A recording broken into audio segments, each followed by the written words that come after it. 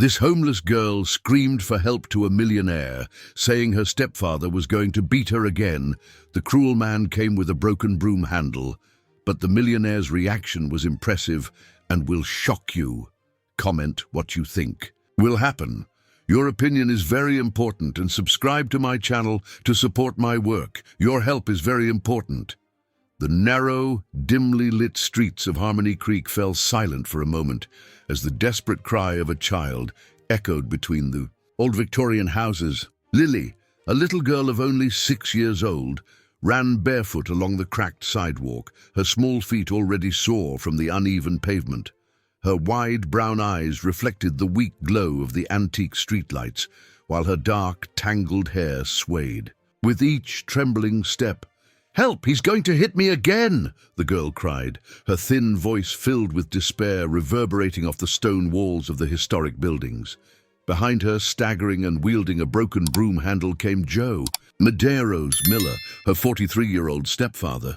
The man's face, marked by years of drinking and bitterness, contorted into an expression of fury. His rumpled clothes and breath, reeking of cheap whiskey, betrayed another night of drinking at Danny's bar. "Get back here, you little brat. You'll see what happens when you disobey me," he shouted, stumbling over his own feet as he tried to catch the girl.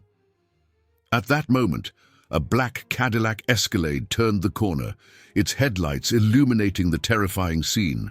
The driver slammed on the brakes, and from the back seat stepped a tall man, wearing an impeccable suit that stood out completely from the decaying surroundings. Mr. Harrison, 52 years old, owner of the largest mining company in the region, was returning from a business meeting when he witnessed the chase. Without hesitation, he placed himself between the girl and her pursuer, his imposing figure serving as a protective shield. "What do you think you're doing to this child?" Mr. Harrison asked, his deep voice filled with authority. Lily, trembling, clung to the businessman's leg, hiding behind him. Her small hands gripped the fine fabric of his pants so tightly that her knuckles turned white. Joe Medeiros Miller, recognizing the important figure before him, took a step back. "Butt out, mister. This is family business," he said, slurring his words. "Any business that involves violence against a child is my business," Mr. Harrison replied, keeping his voice controlled but firm. "I suggest you go home and sober up before I call the authorities." The stepfather muttered some incomprehensible threats, but turned and disappeared into the darkness of the alleys, dragging the broom handle along the stone ground. Mr. Harrison then knelt down to be at Lily's height, noticing the various bruises on her arms and legs. "What's your name, little one?" he asked softly. Lily," she replied between sobs, still trembling. It was at that moment that something hit Mr. Harrison like a punch in the stomach. The girl's eyes, big and scared, were identical to his. Emily's, the same shade of brown, the same vulnerable expression that his daughter had moments before. He shook his head, pushing away the painful memory. "Where's your mom, Lily?" he asked, trying to keep his voice steady. "Working at the laundromat," the girl replied, rubbing her teary eyes. "She doesn't get back until late." Mr. Harrison couldn't let her go back home, where that violent man was certainly waiting for her. He made a decision that would forever change not only Lily's life, but also his own. "Come with me," he said, extending his hand. "I know someone who will take very good care of you tonight." In the back seat of the Cadillac, Lily remained huddled, hugging her knees. Mr. Harrison watched her in the rearview mirror, his heart aching with the increasingly evident resemblance to Emily. Exactly 1 year ago, his daughter was sitting in that same seat, returning from another treatment session. 20 minutes later, the car stopped in front of an imposing mansion on the outskirts of the city. At the door, a gray-haired lady with a maternal expression waited, as if she knew they would need her that night. Mrs. Eleanor, the 67-year-old housekeeper, had worked at the Harrisons' house for over 2 decades. She was there when Emily was born, when she took her first steps, and also when she swallowed hard, pushing away the painful memories. "Eleanor, this is Lily," Mr. Harrison introduced. "She's going to need care tonight." The housekeeper asked no questions. Years of experience had taught her to read between the lines. And the girl's frightened eyes told a story she knew all too well. "Come on, honey," Mrs. Eleanor said, extending her wrinkled hand. "I'll make some hot chocolate and take care of those bruises." While Mrs. Eleanor took Lily inside, Mr. Harrison remained in the garden, his gaze lost in the stars that dotted the Harmony Creek sky. In his pocket, his fingers touched the small blue satin ribbon he always carried with him, the last gift he had given Emily. The businessman didn't know it, but that night marked the beginning of a journey that would test the limits of his heart, forcing him to face demons he had long tried to bury. In the mansion's kitchen, while Lily drank her hot chocolate with her hands still trembling, Mrs. Eleanor watched her employer through the window, a disturbing premonition growing in her chest. The night was just beginning, and with it, a story of pain, redemption, and second chances that would forever change the lives of everyone involved. What none of them knew was that the secrets buried in the past were about to emerge, bringing to the surface truths that could both heal and destroy. That same night, while Lily slept in one of the mansion's guest rooms, Mr. Harrison walked restlessly along the second-floor hallway. His footsteps echoed across the old wooden floor, while his thoughts tormented him. The resemblance between Lily and Emily was disturbing. Not just the big, expressive brown eyes, but also the way she smiled shyly, the way she played with the hem of her dress when she was nervous. In the kitchen, Mrs. Eleanor was preparing chamomile tea, her wrinkled hands trembling slightly as she watched her employer through the half-open door. In her 67 years of life, the housekeeper had witnessed many sad stories, but something about this particular situation made her heart ache differently. "You need to rest, Mr. Harrison," she said, approaching with the steaming cup. "Tomorrow morning we need to sort this situation out." Mr. Harrison accepted the tea, but his eyes remained fixed on the door of the room where Lily slept. "Did you see the bruises on her arms, Eleanor? How can someone do that to a child?" The housekeeper sighed heavily, sitting in a nearby armchair. "Not everyone has the same upbringing you gave to Emily," she replied, noting how the girl's name still made Mr. Harrison wince. At that moment, a sharp scream cut through the silence of the mansion. Lily had woken up from a nightmare, her tears and sobs echoing through the hallways. Before Mrs. Eleanor could get up, Mr. Harrison was already in the room, sitting on the edge of the bed. "It's okay, little one," he whispered, hesitant to touch her. "You're safe here." The girl looked around, disoriented, until her eyes met Mr. Harrison's. "I want my mom," she murmured, hugging her knees. "Tomorrow we'll find her," he promised. "Now go back to sleep." But Lily couldn't relax. Her restless eyes scanned the luxurious room, so different from the shack where she lived with her mother and Joe Medeiros Miller. The silk curtains, the antique furniture, everything seemed to have come out of a dream, or a nightmare she was afraid of waking up from. "Want me to tell you a story?" Mr. Harrison offered, surprising even himself with the suggestion. It was what he used to do when Emily had nightmares. The girl nodded shyly, and Mr. Harrison began to narrate an old legend of Harmony Creek, about a princess who lived in the mountains and protected the children of the town. His deep, soft voice gradually calmed Lily, until she finally fell asleep. Outside the room, Mrs. Eleanor watched the scene with a heavy heart. There was something too familiar about that picture. A father comforting a daughter after a nightmare. Except that Lily wasn't Emily, and this thought worried her deeply. The next morning, Julia Oliveira, 35 years old, arrived at the police station in tears. After an exhausting night of work at the industrial laundromat, she had returned home only to find Joe Medeiros Miller passed out on the couch and no sign of her daughter. Her tired face showed marks of worry and also some bruises barely disguised by cheap makeup. "My daughter is gone," she exclaimed to Detective Jones, a middle-aged man who knew the problems of that family well. At that exact moment, Mr. Harrison entered the police station, accompanied by Mrs. Eleanor and Lily. The girl, upon seeing her mother, ran into her arms, causing a scene that broke the hearts of everyone present. "Mommy! Mommy!" Lily cried, clinging to the worn laundromat uniform that Julia still wore. "My daughter! Where were you? I was so worried," Julia said through tears, checking every inch of her daughter's body for new bruises. Mr. Harrison approached, his imposing presence drawing the attention of everyone in the small police station. "Mrs. Oliveira, we need to talk," he said, his tone of voice firm but gentle. Detective Jones provided a private room where Mr. Harrison explained the events of the previous night.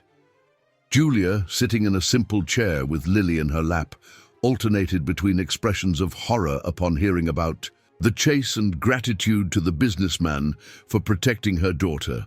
"I can't live like this anymore," she confessed, the tears flowing freely. "But I have nowhere to go.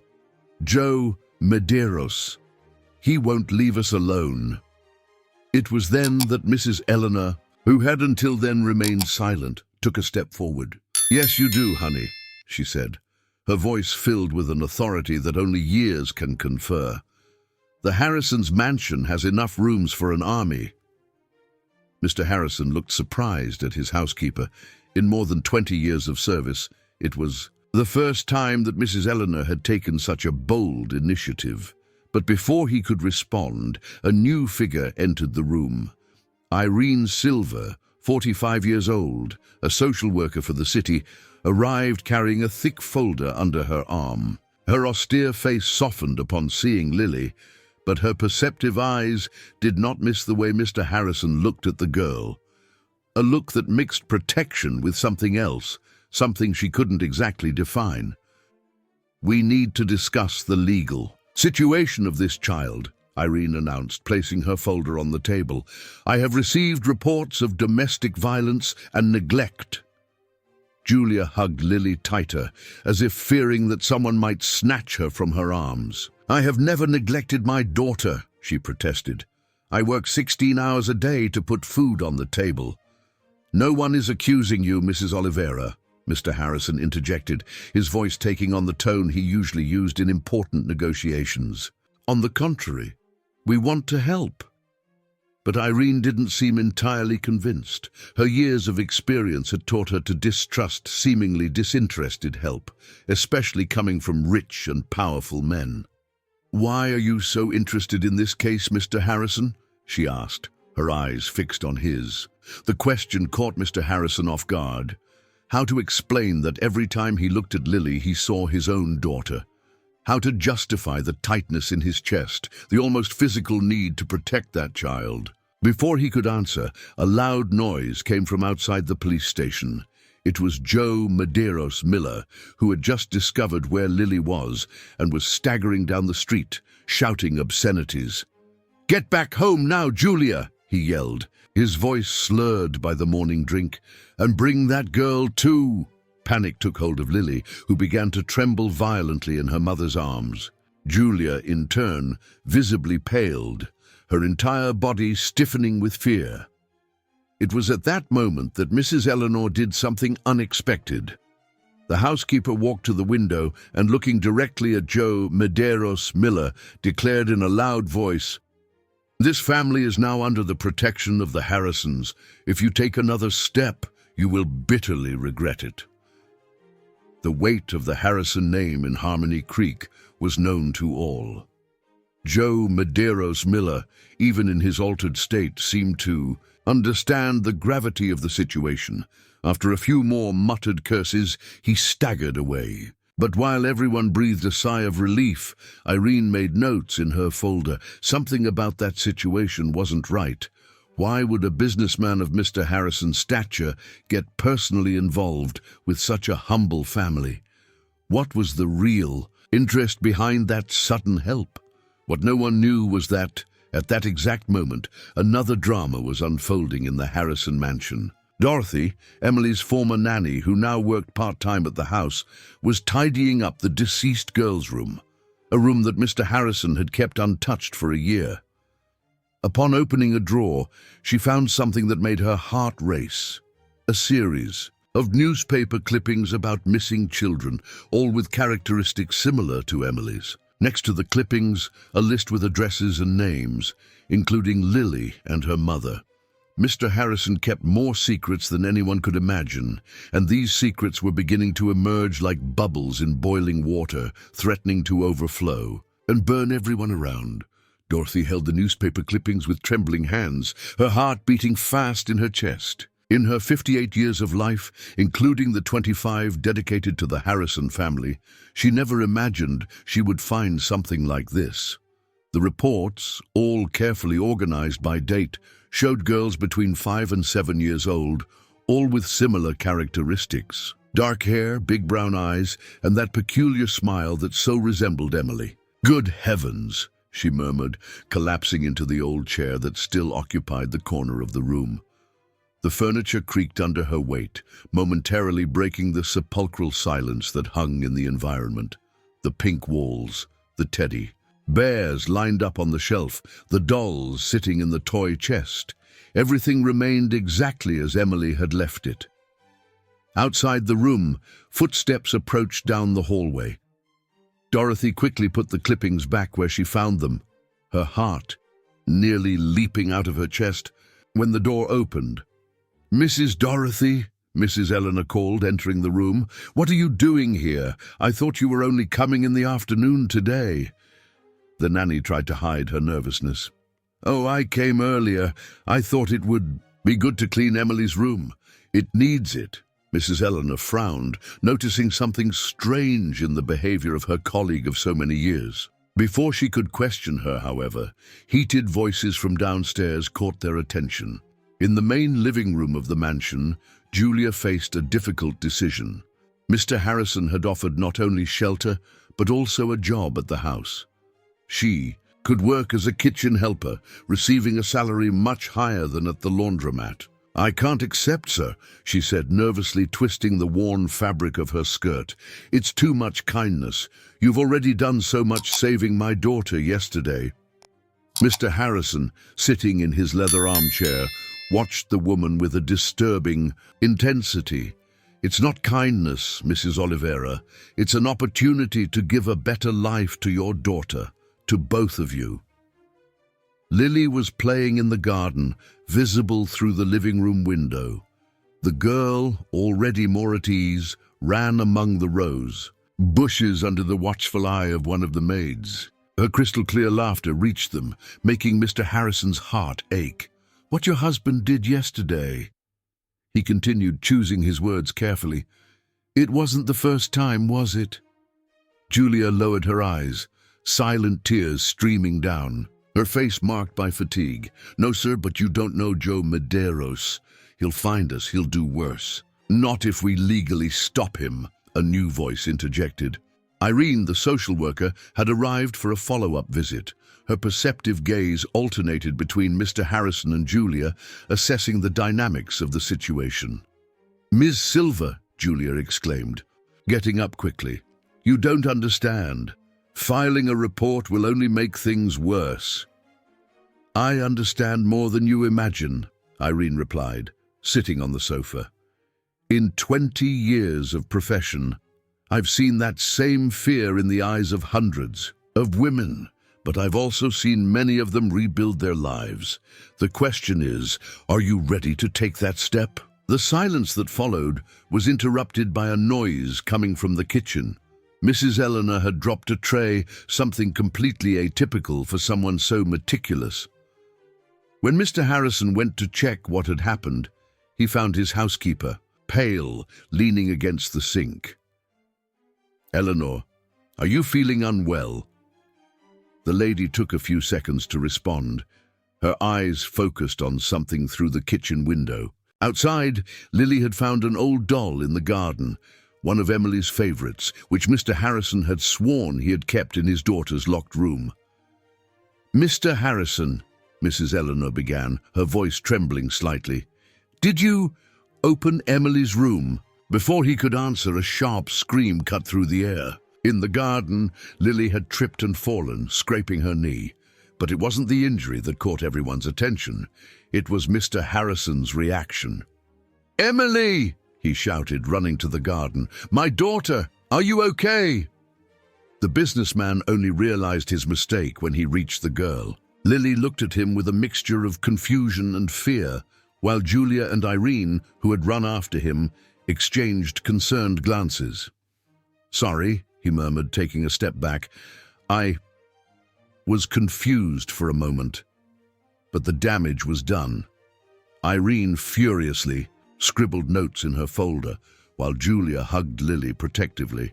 Mrs. Eleanor, watching everything from the kitchen door, felt her heart break at seeing the suffering in her employer's eyes. The rest of the day passed in a tense atmosphere. Julia, after much insistence from Mrs. Eleanor, agreed to stay at the mansion temporarily, more out of fear of Joe Medeiros Miller than out of trust in the situation. They were accommodated in a room on the ground floor, as far as possible, from Emily's room. At night, when everyone had already retired, Dorothy surreptitiously returned to the mansion. Using the key she still possessed from the time she lived there, she entered silently and went up to Emily's room. She needed to better understand what she had found earlier. The newspaper clippings told a disturbing story. In recent months, Mr. Harrison had obsessively followed cases of girls similar to his daughter. Some reports had annotations in the margins, addresses underlined, details about the families. "My God, what are you planning?" Dorothy whispered to herself. A creak in the hallway made her freeze. Someone else was awake at that hour. Quickly, she put away the clippings and hid behind a heavy curtain. Through a crack, she saw Mr. Harrison enter the room, carrying something in his arms. It was a dress, identical to the one Emily wore at her last birthday party. The businessman placed the piece delicately on the bed, smoothing the fabric with care. "Tomorrow you're going to look beautiful in it," he murmured to the empty dress. "Just like my Emily." Dorothy had to cover her mouth with her hands to keep from screaming. Her employer, the man she had always admired for his strength and integrity, was plunging into a dangerous obsession. And Lily, that innocent girl who by a twist of fate looked like Emily, was at the center of this whirlwind. In the kitchen, Mrs. Eleanor was also awake, preparing tea to calm her nerves. Through the window, she saw suspicious movement at the mansion gate, a shadow that closely resembled the staggering silhouette of Joe Medeiros Miller. The housekeeper picked up the phone, her fingers hovering over the numbers. Should she call the police, warn Irene, or simply pray that her worst fears were not confirmed? What no one knew was that, at that exact moment, Lily was awake in her new room, hugging the doll she had found in the garden. The girl stared at a portrait on the wall, a photo of Emily that no one had noticed there before. The resemblance between the two was truly impressive, but there was something in the girl's eyes in the photograph, something sad and deep, as if she knew a secret that no one else knew.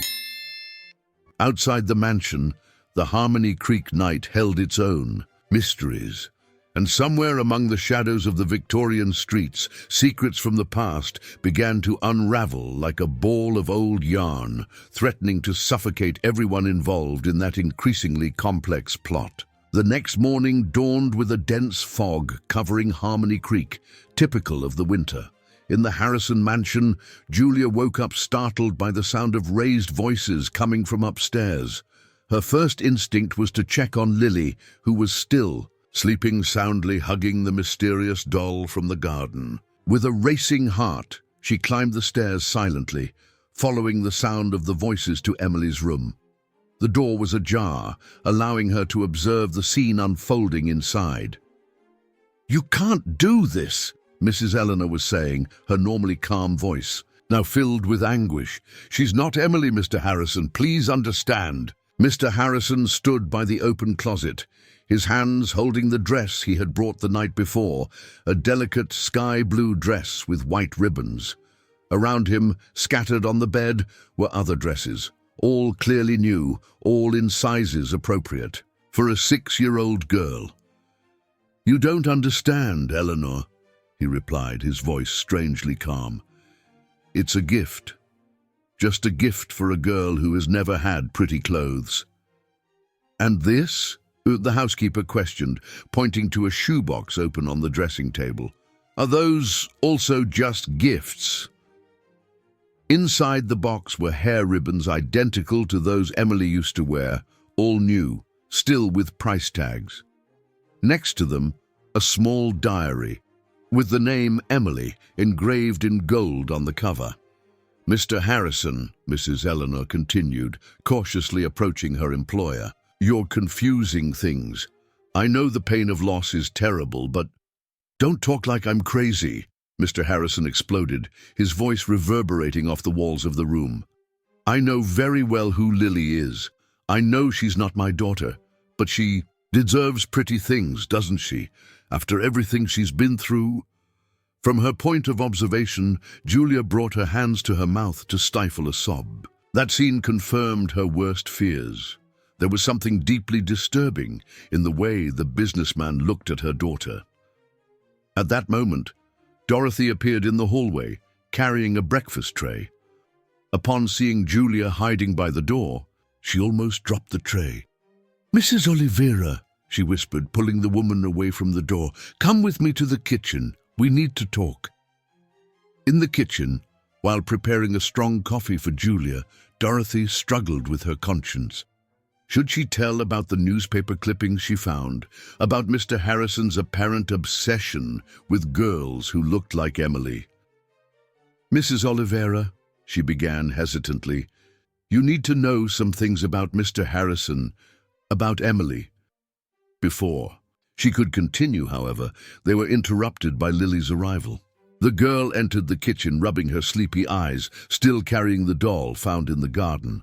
"Good morning, Mom," she said, climbing onto Julia's lap. "Look how pretty Clara is." "Clara?" Julia asked, examining the old doll with suspicion. "She was the one who told me her name," Lily replied naturally. "In my dream." Dorothy visibly paled. Clara was the name Emily had given to her favorite doll, that same doll that was now in Lily's hands. The day passed in an increasingly tense atmosphere. Mr. Harrison insisted on giving the new dresses to Lily, despite Mrs. Eleanor's discreet protests. Julia, fearing to contradict her benefactor, allowed her daughter to try them on, but her heart ached every time Mr. Harrison looked at the girl with that distant expression, as if he saw someone else in her place. In the afternoon, Irene returned for another follow-up visit. The social worker immediately noticed the change in the atmosphere of the house. Her trained eyes noticed Lily's new dresses, so similar to those she saw in the old photos of Emily spread throughout the mansion. "Mr. Harrison," she called after observing for some time, "can we talk in private?" In the office, Irene went straight to the point. "Are you aware that your behavior can be interpreted as inappropriate? That it can even harm your chances of helping Lily and Julia legally?" Mr. Harrison, sitting behind his imposing mahogany desk, suddenly looked smaller, more fragile. "I don't know what you're talking about." "The dresses, Mr. Harrison. The doll. The way you sometimes call Lily Emily. Have you thought about how this can affect the girl's emotional development?" Before Mr. Harrison could answer, a sharp scream cut through the conversation. It was Lily in the garden. Everyone ran outside, only to find the girl paralyzed with fear, pointing to the back gate. There was Joe Medeiros Miller, completely drunk, clinging to the bars of the gate. "Julia," he yelled, "I know you're in there. Come out now with the girl." Julia instinctively pulled Lily behind her, while Mr. Harrison advanced towards the gate. But it was Mrs. Eleanor who surprised everyone, standing between her employer and the intruder. "Enough!" the housekeeper said with surprising authority. "Enough of violence, enough of obsessions, enough of ghosts. This house has seen too much suffering." Her words seemed to freeze time for a moment. Joe Medeiros Miller, even in his altered state, took a step back before the strength of that apparently fragile lady. It was at that moment that Dorothy made a decision. Approaching Irene, she whispered, "I need to show you something I found in Emily's room."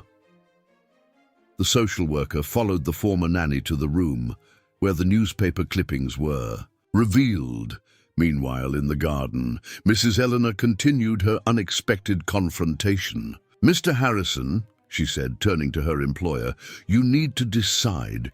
Do you really want to help this family, or are you just trying to fill an impossible-to-fill void?" The words hit Mr. Harrison like a slap.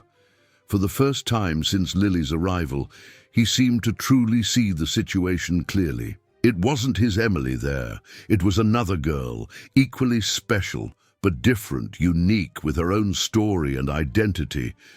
But before he could express that revelation, a new element entered the scene. On the other side of the garden, a figure that no one expected appeared. Agnes Cartwright, 65 years old, a former midwife of Harmony Creek and guardian of many secrets of the town. "Knew I'd find trouble here today," she said, calmly approaching the group. "The spirits wouldn't let me sleep all night, warning me." Julia widened her eyes upon recognizing the midwife. "Ms. Cartwright, you—" "Yes, my dear," the lady interrupted. "I was there when you were born. And I was also there when little Emily came into the world, and there's something you all need to know." At that moment, Irene returned to the garden, her expression grave after examining the newspaper clippings. What she didn't know was that the revelation that Agnes was about to make would completely change her interpretation of events. In the midst of that tension, Lily broke free from her mother's protective hug and walked to the doll Clara, which had fallen to the ground during the confusion. Upon picking it up, something fell from the doll's dress, a small piece of paper yellowed with time, folded several times. The note, written in Emily's childish handwriting, contained words that no one was prepared to read, words that connected the past to the present in ways that no one could have imagined, and that would forever transform the destiny of all present in that garden.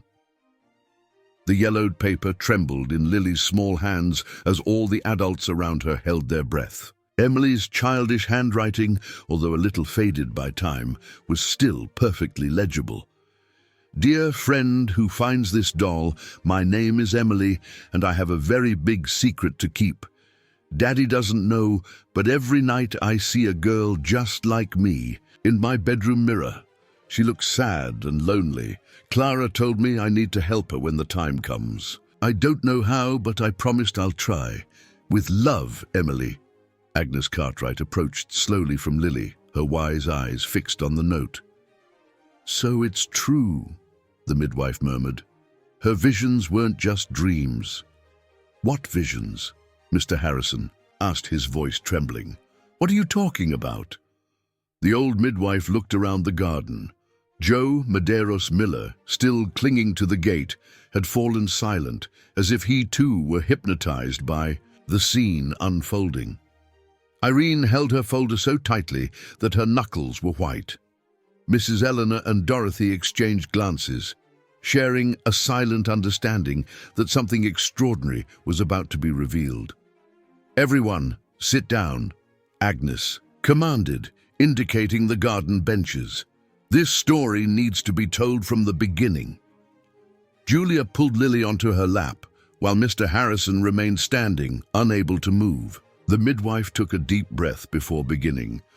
Exactly 32 years ago, on a stormy night, like only Harmony Creek knows how to make, 2 girls were born in the same hospital. One of them was the daughter of a rich and influential family, the Harrisons. The other, the daughter of a young single woman who worked as a housekeeper. Mrs. Eleanor brought her hands to her mouth, beginning to understand where the story was leading. Agnes continued. The young single mother didn't survive childbirth. Before passing, she made one last request, that her daughter be given to a family that could give her all the love and care she deserved. What does this have to do with Emily? Mr. Harrison interrupted, his voice hoarse. It has everything to do with it, Agnes replied, because that same night, the child born to the Harrisons also didn't survive. A heavy silence fell over the garden, broken only by the distant sound of the church bells. Agnes continued, I was young at the time, just a nurse's aide. I saw when Dr. Robert Harrison, your father, Mr. Harrison, made a deal with the hospital director. The swap was made in the middle of the night. The orphaned girl became Emily Harrison, and no one but me and the director knew the truth. Mr. Harrison staggered, needing to lean on a garden column.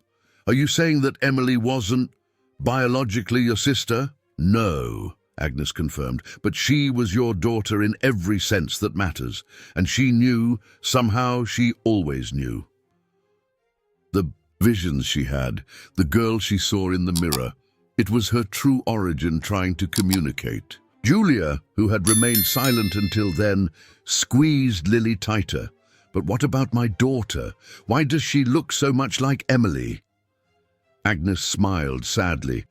Because the young mother who passed that night was your aunt, Julia, your mother's younger sister, who worked as a maid at the Montero's house on the other side of town. The revelations fell like stones in a lake, creating waves that reached everyone. Ashrin, regaining her professional composure, began to take notes furiously. The newspaper clippings, Dorothy murmured, finally understanding. You were looking for other girls who might be relatives of Emily, Mr. Harrison completed, his voice choked. I always felt there was something different about her.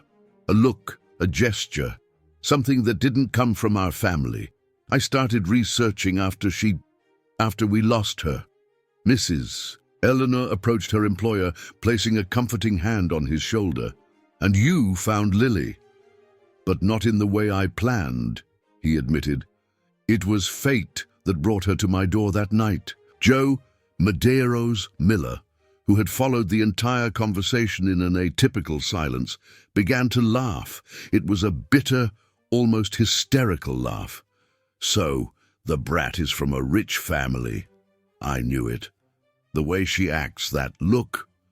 You're not going to get near her again, Agnes declared firmly. Or Julia, your time to cause pain is over. As if to confirm the midwife's words, 2 police cars stopped in front of the mansion. Irene had discreetly made a call while everyone was focused on the story. Mr. Joe Medeiros Miller, called one of the approaching officers. We have some questions about your recent activities at Danny's bar. It seems you didn't pay your bill and also broke some furniture. As Joe Medeiros Miller was led away, protesting and cursing, Lily broke free from her mother's lap and walked to Mr. Harrison. The girl looked at the businessman with a wisdom beyond her years. You don't need to look anymore, she said, extending. The doll, Clara. I'm here. Mr. Harrison knelt down to be at the girl's height, tears streaming freely down his face. Forgive me, little one. I almost made a terrible mistake trying to turn you into someone else. Emily told me you would understand, Lily replied simply. In my dream. Agnes smiled, recognizing in the girl's words the same gift that Emily possessed, a special connection to truths that adults took so long to understand. But not everything was resolved. Irene cleared her throat, drawing everyone's attention. We still have legal issues to resolve. The situation of Lily and Mrs. Oliveira needs to be regularized. They can stay here, Mr. Harrison offered immediately. Not as replacements for someone, but as part of a new family that we are building. Julia hesitated. Mr. Harrison, after everything we've discovered, don't you think there's been enough confusion? It was Mrs. Eleanor who answered, Honey, sometimes the greatest blessings come disguised as confusion. This house has enough space and love for everyone. Dorothy, who had returned to the kitchen, came back with a tray of coffee and cookies. "And there's one more thing you need to know," she said, placing the tray on a table in the garden. "I found other documents in Emily's room. I think she left us clues, as if she knew that one day we would need them." As the sun began to set over Harmony Creek, painting the sky with shades of pink and gold, the group remained in the garden, sharing stories, tears, and for the first time in a long time, genuine laughter. Lily played with Clara near the rose bushes, occasionally looking at the reflection of the window of Emily's room. For a brief moment, she could swear she saw a girl smiling back at her, no longer sad and lonely, but at peace. What no one noticed was that, while everyone was focused on the garden, a figure watched the scene from across the street. Matilda Montero, the former employer of Julia's aunt, held in her hands a yellowed envelope containing even deeper secrets about that stormy night 32 years ago, secrets that, she knew, would need to come to light very soon. The week that followed the revelations in the garden brought significant changes for all the residents of the Harrison mansion. Julia, still processing everything she had discovered about her family, began working in the kitchen with Dorothy. Her calloused hands, once marked by hard work at the laundromat, were now learning the delicate art of traditional cuisine. On a particularly cold morning, while preparing a scramble of beans with eggs, a recipe that her mother had taught her in childhood, Julia was surprised by an unexpected visit. Matilda Montero, the former employer of her aunt, stood in the kitchen doorway, her blue eyes faded by time fixed on the domestic scene. "You have the same way she did in the kitchen," Matilda said, her voice trembling slightly. "Your Aunt Josephine also hummed while she cooked." Julia almost dropped the wooden spoon. "Miss Montero, how—" "We need to talk," the lady interrupted, pulling a yellowed envelope from her worn leather bag. "About that stormy night, about your aunt, about things that not even Agnes knows." Mrs. Eleanor, who was passing through the hallway at that moment, noticed the tension in the air and called Mr. Harrison. In a few minutes, they were all gathered in the mansion's library, an austere room with mahogany bookshelves from floor to ceiling, where the smell of old books mingled with the aroma of coffee freshly prepared by Dorothy. Lily played in the garden under the supervision of one of the maids, oblivious to the new revelations that were about to shake even further the structures of that family in formation. "Josephine wasn't just my maid," Matilda began, her wrinkled hands caressing the envelope carefully. "She was my confidant, my friend, and she carried a secret that consumed her from within." Mr. Harrison leaned forward in his armchair, his expression tense. "What secret?" She knew about the baby swap even before it happened," Matilda revealed, provoking surprised gasps. "Because she knew Robert Harrison very well, maybe too well." The lady opened the envelope carefully, taking out an old black-and-white photograph. In it, a young Josephine smiled next to Robert Harrison, the two looking too intimate for a simple employer-employee relationship. "Good heavens," Mrs. Eleanor murmured, immediately recognizing the features of the former employer. "Robert and Josephine fell in love when she started working at the Harrison mansion, years before she came to work for me," Matilda continued. "It was an impossible love, of course. He was already married. He had a position to maintain. When Josephine found out she was pregnant, Robert helped her get the job at my house, away from the eyes of society." Julia fell onto the nearest sofa, her legs weakening with the revelation. "Are you saying that my aunt, Emily, was Robert Harrison's daughter?" Matilda confirmed. "Your cousin wasn't just similar to the Harrison family by coincidence. She was, in fact, a Harrison." Mr. Harrison stood up abruptly, walking to the window that overlooked the garden. From there he could see Lily playing, her smile so like Emily's, so like the old photos of young Josephine. "Why are you telling us this now?" he asked, his voice hoarse with emotion. Matilda sighed deeply. Because Josephine left a letter that was supposed to be delivered to Emily when she turned 21, but she passed before, and now, seeing Lily, knowing that she is Josephine's niece, I feel it is my obligation to pass on this truth. The lady took out of the envelope a sealed letter, the paper yellowed with time but still intact. Josephine wrote this letter on the night she found out she was sick, the same disease that later took Emily. The disease, Dorothy murmured. It wasn't genetic from the Harrison family. It was from Josephine's family, Matilda completed. A rare condition that affects only the women in the family. Josephine knew she had little time, and her greatest concern was that her daughter might inherit not only the disease, but also the weight of the secrets she carried. At that moment, Irene entered the library. The social worker had been called by Mrs. Eleanor, who felt that they would need her presence to deal with the legal implications of all these revelations. "This changes a lot," Irene said, after being brought up to speed on the situation. "Lily has a legal right to the Harrison inheritance. She is, technically, part of the family." "That's not why I'm here," Matilda interrupted. "I'm here because Josephine had another secret, something she discovered about the disease, about a possibility of treatment." Everyone turned to the lady, who took out of the envelope one last document, pages and pages of notes written by hand by Josephine. "She researched tirelessly about the condition," Matilda explained.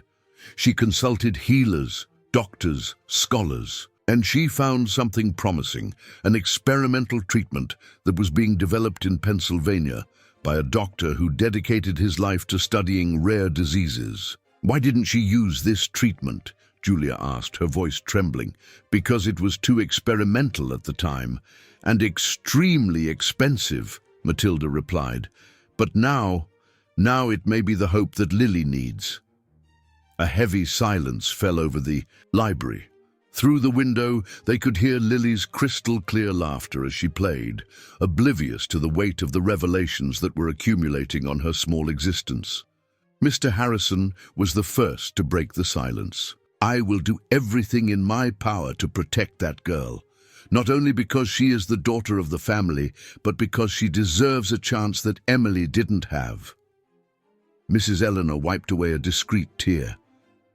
"Mr. Harrison, you're different." "I'm starting to understand, Eleanor," he replied, his eyes still fixed on the girl in the garden. "We can't change the past, but we can do things differently now." Matilda stood up slowly, her joints creaking from the effort. "There's one more thing you need to know," she said, her voice now almost a whisper. "Robert Harrison didn't die in that car accident as everyone thinks. He's alive, living on an isolated farm in the state, and he knows about Lily." The revelation fell like lightning on those present. Mr. Harrison felt his legs weaken, needing to lean on the nearby desk. "My father is alive," he murmured, incredulous. "And he wants to meet his granddaughter," Matilda confirmed. "But he's afraid of the consequences of his actions, afraid of hurting more people with the truth." At that exact moment, a scream came from the garden. Everyone ran to the window only to see Lily fallen near the rosebed, holding her arm, with an expression of pain. While they ran to help the girl, no one noticed a familiar figure watching everything from afar. Joe Medeiros Miller, fresh out of the police station, his eyes gleaming with a mixture of anger and greed as he realized the true value of the stepdaughter he mistreated so much. The afternoon fell over Harmony Creek, and with it, the certainty that that story was far from over. In the horizon, dark clouds approached, promising another of those storms typical of the region. Storms that seemed to have the power to bring to the surface secrets buried for decades in the depths of the mountains. The doctor's diagnosis was like a punch in the stomach for everyone. Lily had fractured her arm in the fall, but routine exams revealed something much more worrying. The first signs of the same disease that had taken Emily.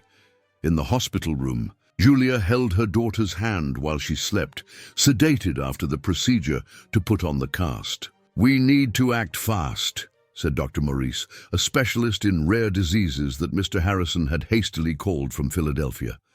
"The symptoms are manifesting earlier than in Emily. This can be good or bad." "How so?" Julia asked, her voice choked. "By contained crying, good because we can start treatment earlier. Bad because it indicates that the disease may be more aggressive in her," the doctor explained, adjusting his gold-rimmed glasses. "But there's hope. Josephine's notes on the experimental treatment are extraordinarily detailed. Matilda, who hadn't left the hospital since Lily was admitted, pulled another document from her seemingly infinite bag. I found this last night, reviewing Josephine's belongings that I've kept all these years. It's the contact of the doctor who developed the original treatment. Dr. Anselmo Peixoto," Dr. Maurice read, his eyes gleaming with recognition. "I know that name. He was considered an eccentric genius at the time because he mixed traditional medicine with folk knowledge from the healers in the countryside." And where is he now?" Mr. Harrison asked, pacing back and forth across the room like a caged lion. "On the same farm where your father is," Matilda replied softly. "The two became friends after the supposed accident. Robert has been secretly funding Dr. Anselmo's research all these years." The revelation caused a heavy silence in the room. Mrs. Eleanor, who was sitting in a corner knitting, her way of dealing with anxiety, dropped some needles. "So my father knew," Mr. Harrison murmured, "knew about the disease, about the treatment, about everything, and did nothing for Emily?" Julia completed, her voice rising dangerously. "It's not that simple," Matilda interjected. "Robert tried. When he found out Emily was sick, he wanted to reveal everything, bring the treatment. But he was afraid that the truth about Josephine would destroy his family, his marriage. When he finally mustered the courage, it was too late." At that moment, Lily began to stir in bed, her big eyes opening slowly. "Mom?" she called in a sleepy voice. "I'm here, my love," Julia replied, leaning in to kiss her daughter's forehead. "Emily was in my dream again," Lily said, surprising everyone. "She said Grandpa Robert will help, but we need to be fast."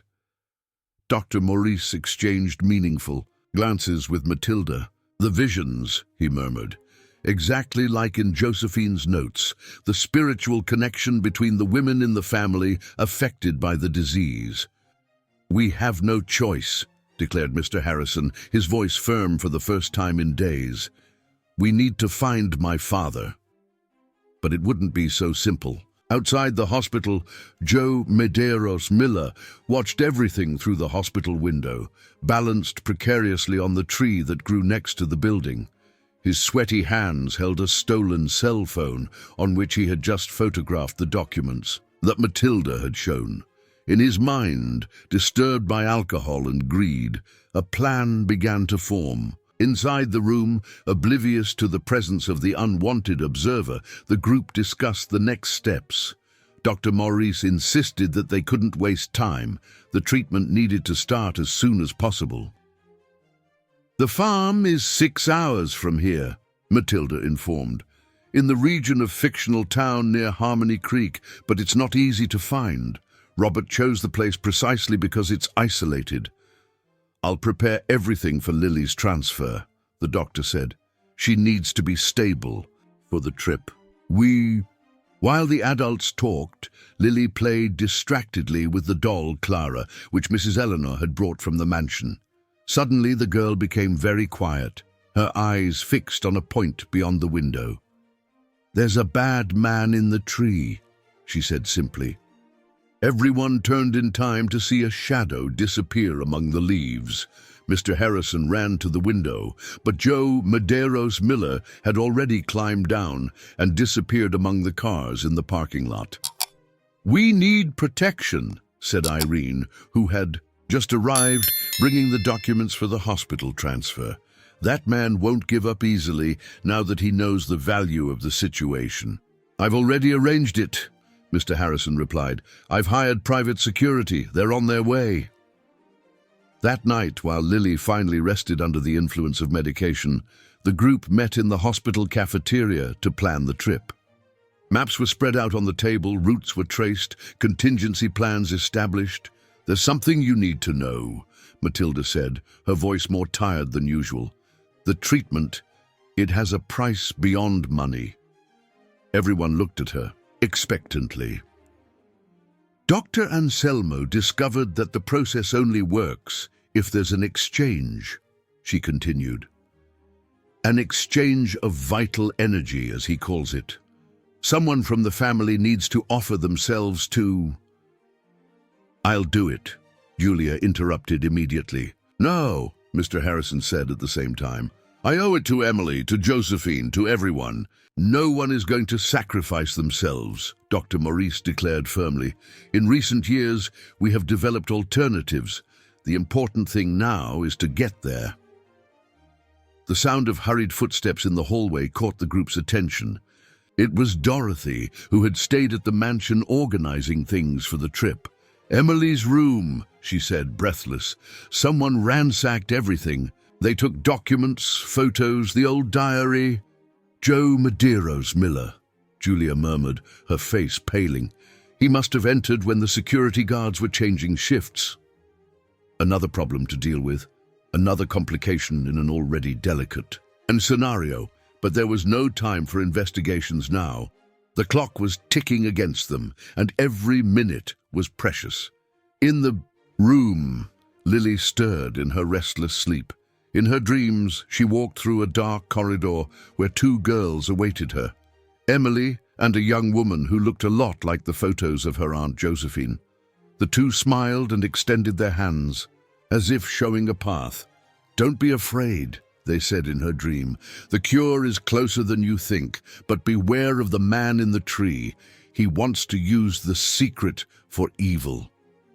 Outside the hospital, the Harmony Creek night hid suspicious movements. Joe Medeiros Miller, now sober and determined, met with a lawyer of dubious reputation in a nearby bar. On the greasy table, the photos of the stolen documents shone on the cell phone screen like gold nuggets in the eyes of the two men. "With this," the lawyer said, "we can squeeze a fortune out of the Harrisons. They won't want this story to come out." But what they didn't know was that other eyes were watching them. Agnes, the old midwife, was sitting in a dark corner of the bar, her rosary passing silently between her fingers as she listened to every word of the conspiracy that was forming. The race against time was just beginning, and Lily's fate would depend not only on medicine or science, but also on the strength of love, faith, and the invisible bonds that united 3 generations of extraordinary women. The trip to fictional town near Harmony Creek needed to be brought forward. In the early hours of the morning following the discovery of the theft of the documents, a discreet convoy left the hospital. 2 ambulances, a real one with Lily and the medical team, another serving as a distraction, followed different routes. Mr. Harrison had thought of every detail to throw off possible pursuers. In the back seat of the car that followed the real ambulance, Julia held tight the doll Clara, now Lily's inseparable companion. Beside her, Matilda constantly consulted an old leather-bound notebook, its yellowed pages filled with notes in a delicate handwriting. "Josephine wrote everything here," the lady explained, her fingers trembling slightly as she touched the pages. "The way to the farm, the herbs needed for the treatment, even the most propitious phases of the moon." In the front seat, Mr. Harrison drove in silence, his eyes fixed on the ambulance ahead. Mrs. Eleanor, sitting beside him, held a rosary between her fingers, her lips moving in silent prayers. The journey, which would normally take 6 hours, was planned to last 8, with strategic stops to check on Lily's condition. At the first of these stops, at an isolated gas station on the dirt road, Dr. Maurice made an alarming discovery. "The disease is progressing faster than we predicted," he said, after examining the girl. "It's as if the proximity to the location of the treatment is accelerating the process." In Josephine's notes, Matilda interjected, frantically flipping. Through her notebook, she mentioned something similar. The closer we get to the cure, the stronger the disease manifests, as if it is fighting to stay alive within us. Lily, although visibly weakened, maintained a serene smile on her face. "I'm not scared," she said, her voice small but firm. "Emily said it will all be okay." At that moment, the sound of an approaching engine made everyone tense. A car appeared on the curve of the road, braking abruptly upon seeing the group. From the steering wheel, a familiar face emerged. "Agnes." "Thank God I managed to catch up with you," the midwife said, getting out of the car.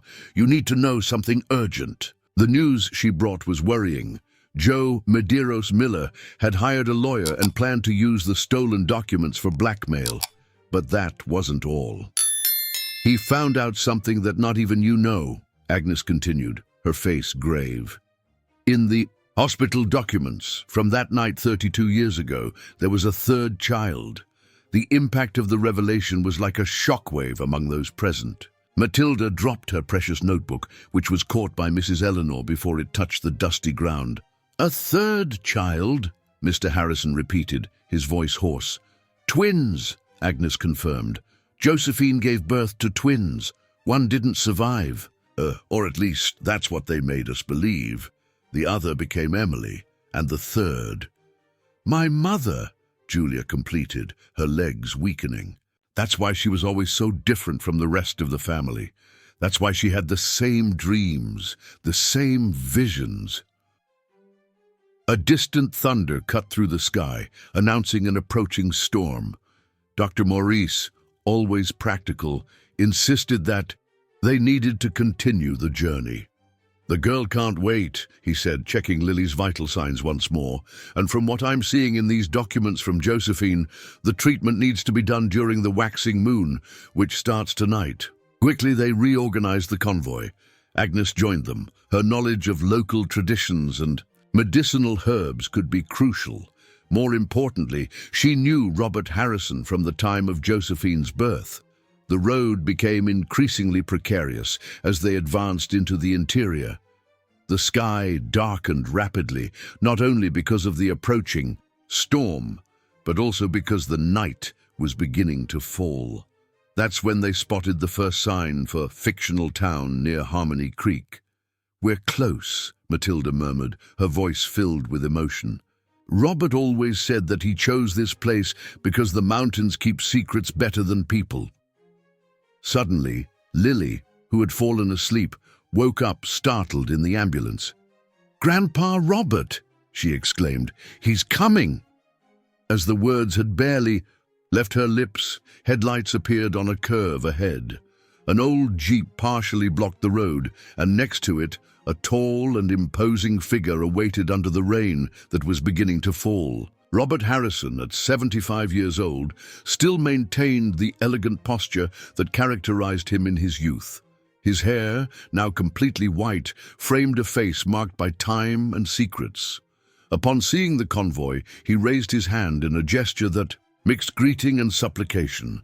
Mr. Harrison braked sharply, his heart beating so hard that it seemed to want to jump out of his chest. 20 years had passed since the last time he had seen his father, since the day of the supposed accident that had killed him.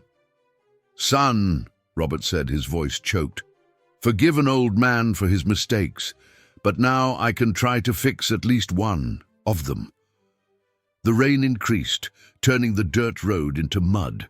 Thunder echoed between the mountains, as if nature itself wanted to participate in that dramatic moment.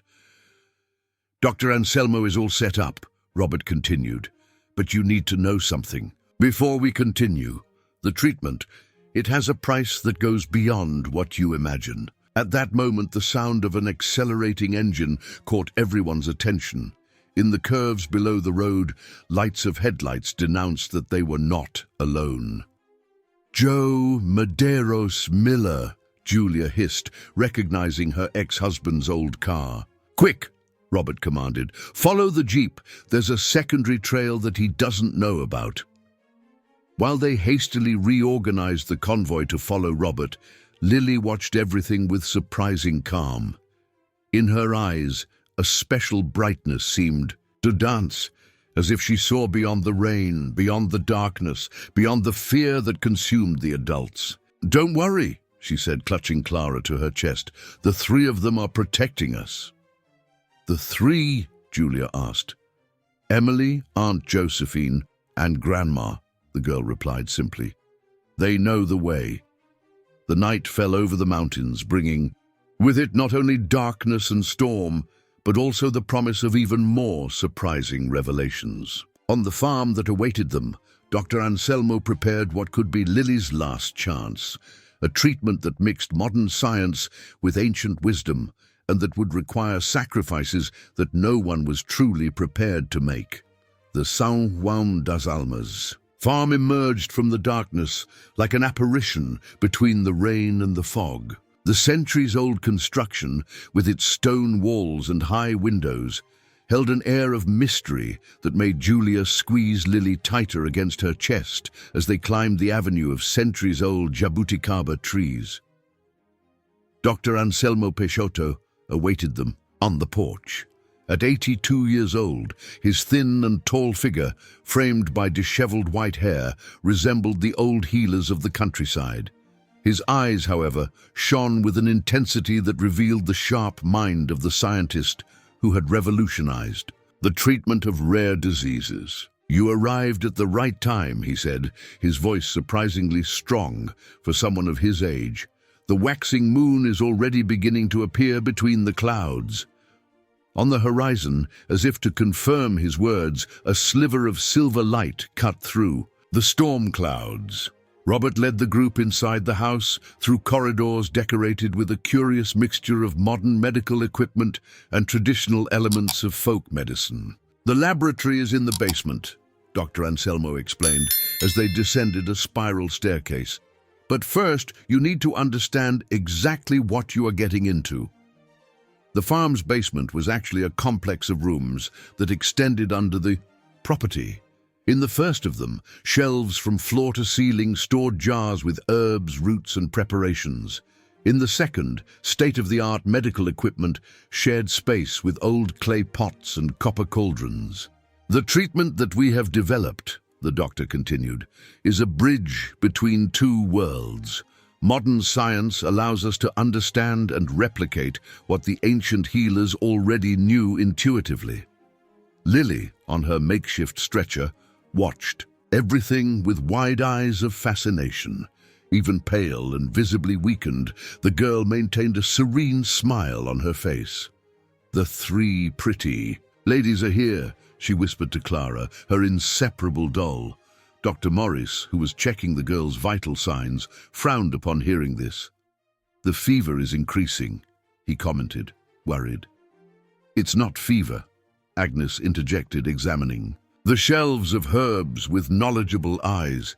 "It's the energy of the place. She's more sensitive because of the blood of the three." "The blood of the three?" Mr. Harrison asked, his voice tense. It was Robert who answered, his voice filled with emotion. "Josephine, Emily, and Julia's mother. The three generations who carried the gift and the disease. That's why Lily is reacting like this. The treatment, it depends on that connection." Dr. Anselmo led the group to the last room, the largest of them. In the center, a circular structure made of crystals and metal shone under the soft light of specially designed lamps. "This is the healing wheel," he explained, "a combination of modern technology with ancestral principles of healing. The crystals were extracted from the same mountains where Josephine was born. The metal came from the old mines that the Harrison family exploited." "And how does it work?" Julia asked, her voice trembling. The doctor hesitated before answering. "The disease that affects the women of your family is not just physical. It's a condition that manifests through generations, fueled by secrets and unrealized sacrifices." "That's why the visions," Matilda murmured, understanding. "That's why the connection between them." "Exactly," Dr. Anselmo confirmed. Each generation carries not only the disease, but also the gift of healing.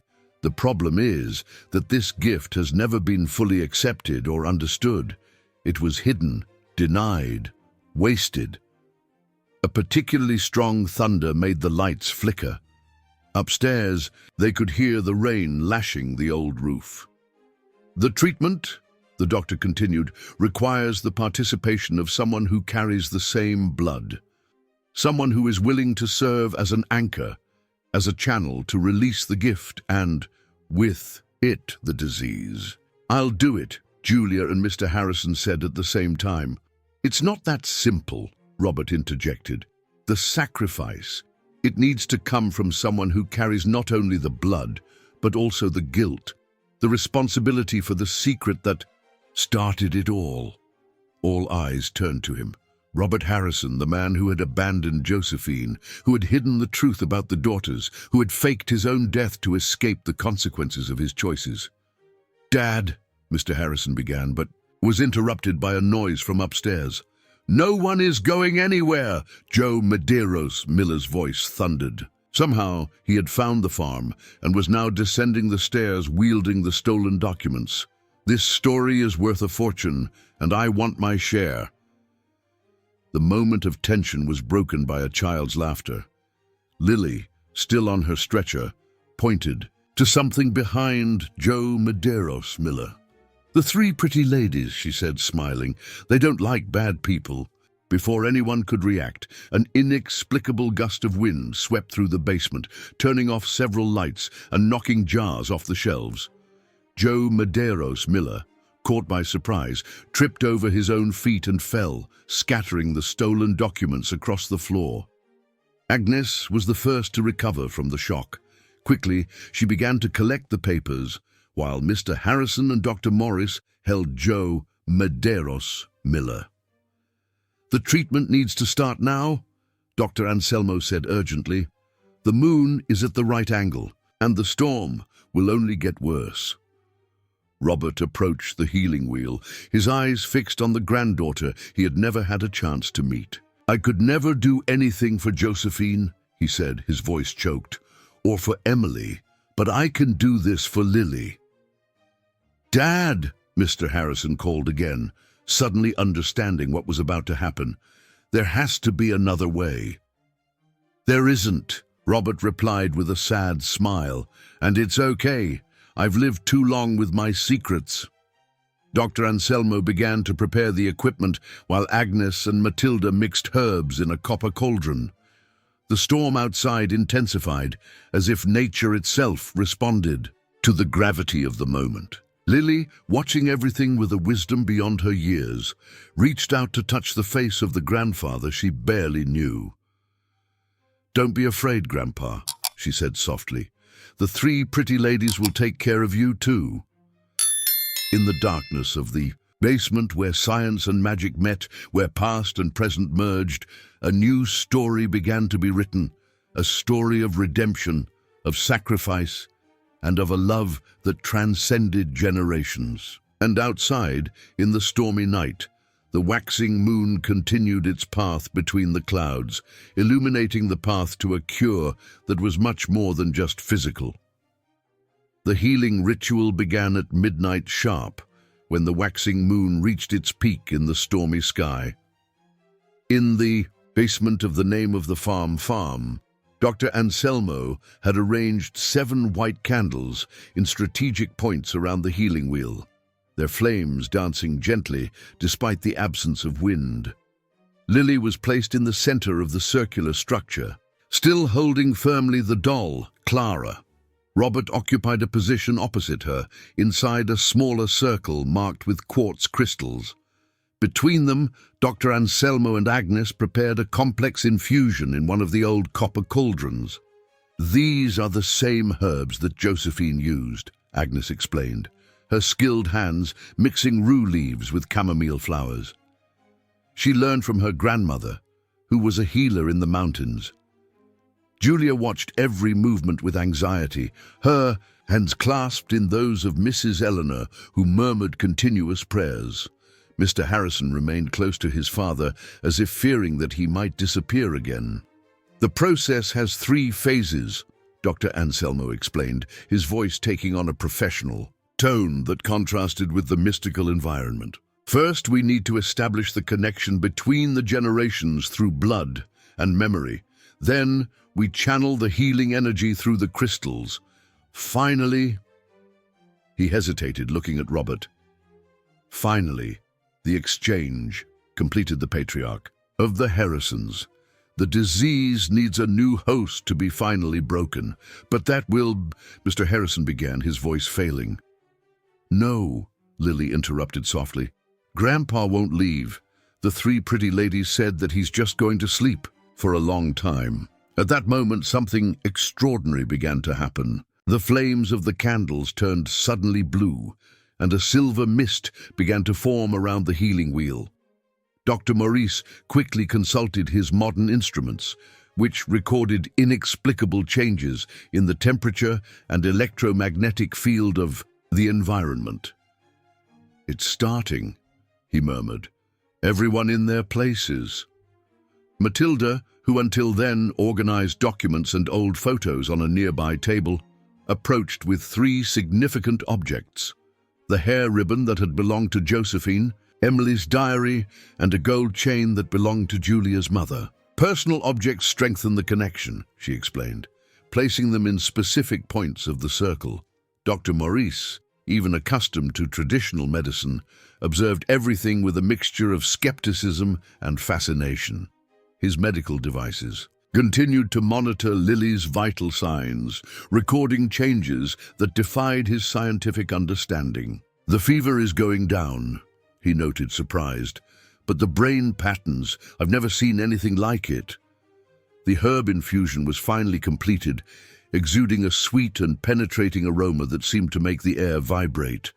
Agnes began to recite ancient prayers, mixing Catholic orations with traditional blessings from the countryside.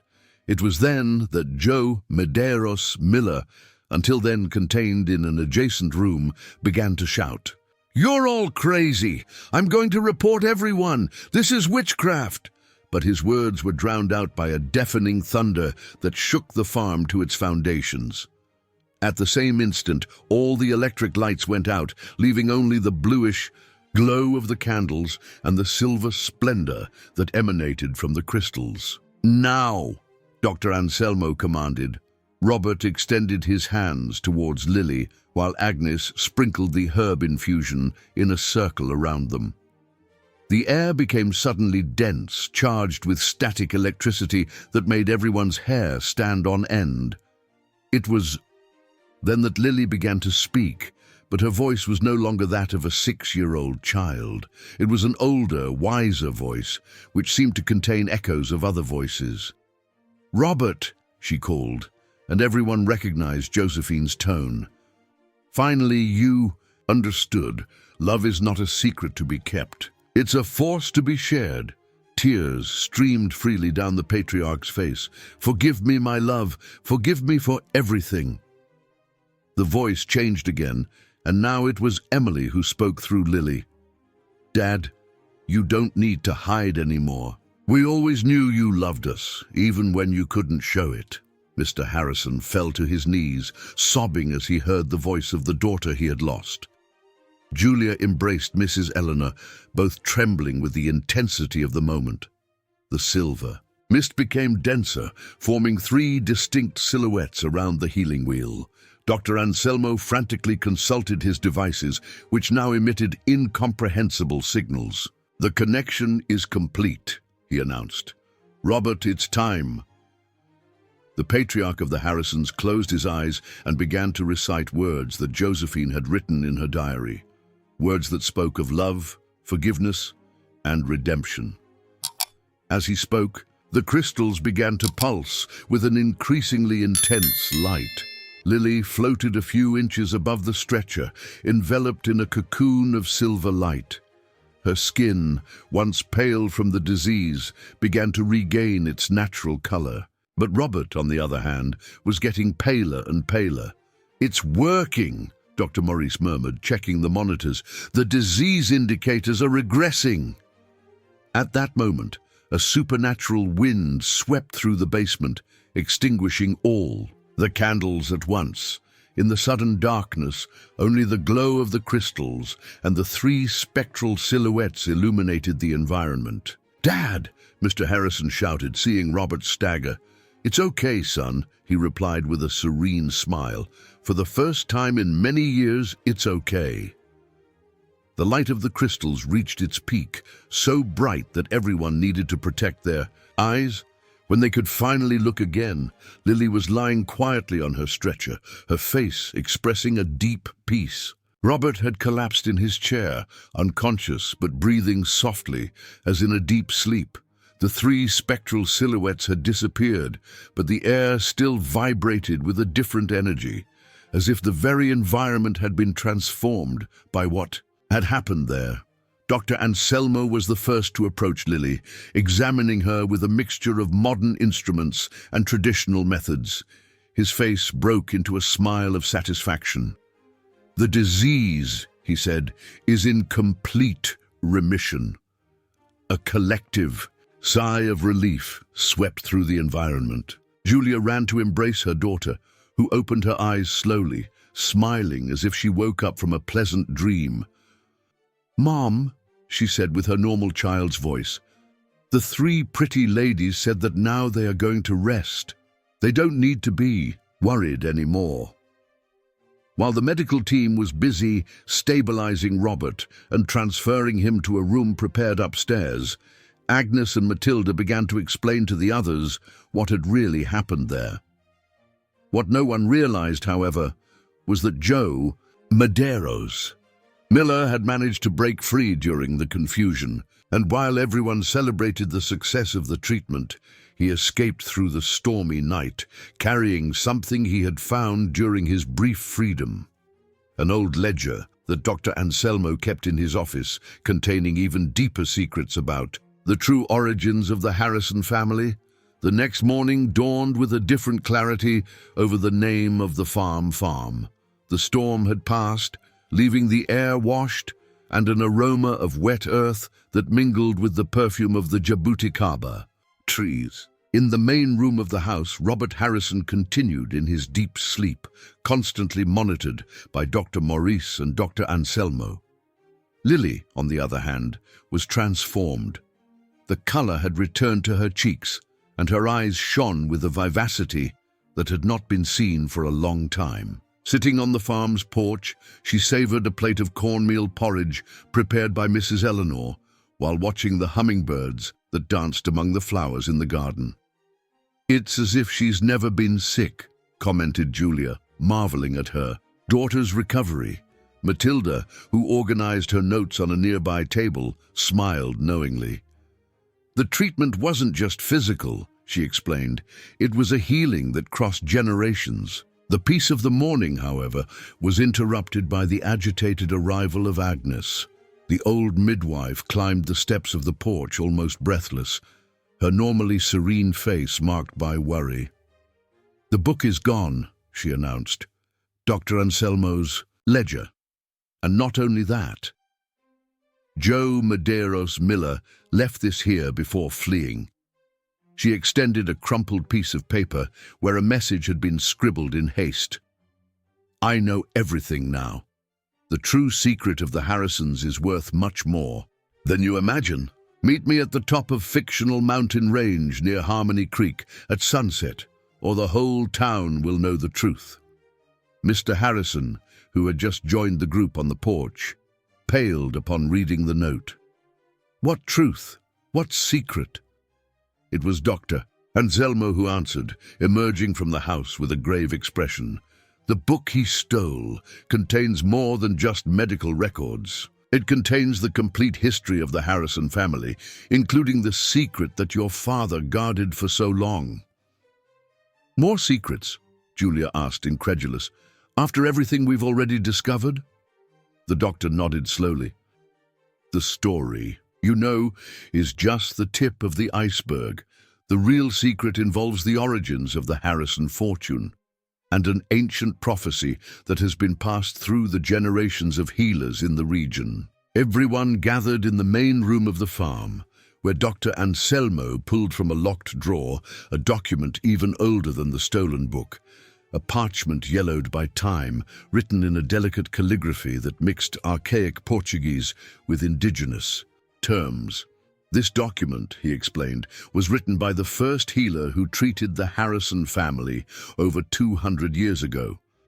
She predicted that there would come a time when the blood of the healers would mix with the blood of the guardians of gold, and from this union would be born a child with the power to change the destiny of many lives.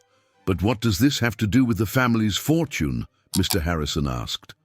The first gold mine of the Harrisons, Dr. Anselmo continued, was not discovered by chance. It was revealed in a dream to the wife of the first Harrison who arrived in these lands. She was a Native American, daughter of a shaman, who carried the same gift that later manifested in Josephine, in Emily, and now in Lily.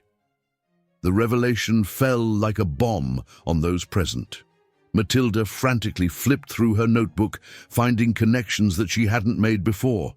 "That's why the treatment worked so well," she murmured. "It wasn't just the blood connection. It was the awakening of an ancestral power." "And there's more," added Agnes, examining the parchment with experienced eyes. "The prophecy speaks of a cycle that needs to be completed.